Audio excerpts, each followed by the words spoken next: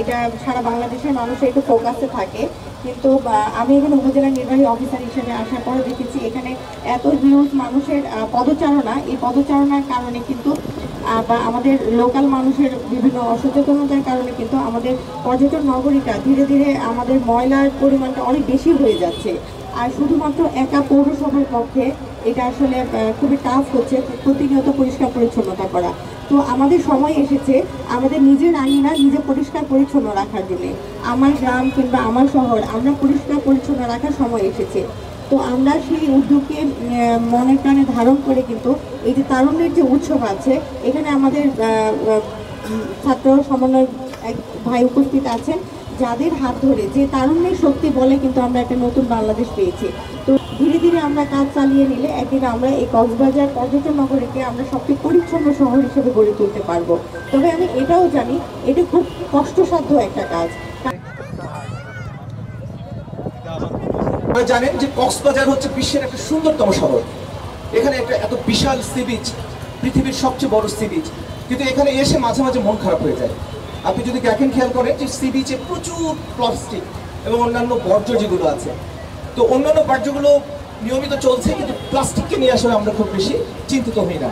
আমরা দিন দিন স্মার্ট হচ্ছি, আমরা ছোট্ট একটা জিনিস নিয়েও একটা ছোট্ট পলিথিন নিই এবং সেটা ফেলে দিই যেখানে সেখানে।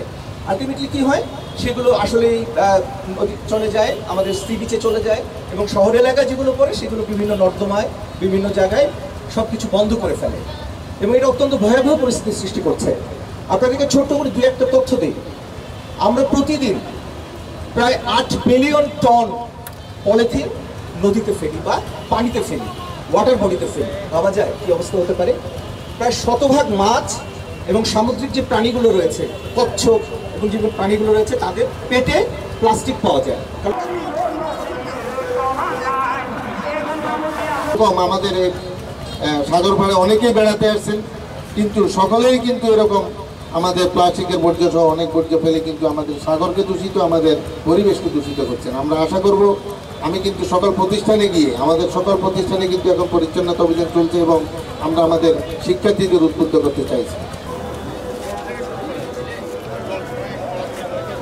আমি মনে করি কক্সবাজার যখন আমরা পর্যটন শহর হলো কক্সবাজার, পর্যটক না আসলে কক্সবাজার শহরের কোনো মূল্য নেই।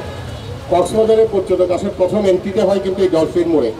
ডলফিন মোড় থেকে কিন্তু শুরু হয় কক্সবাজার, বিভিন্ন জায়গায় পর্যটকরা যায়।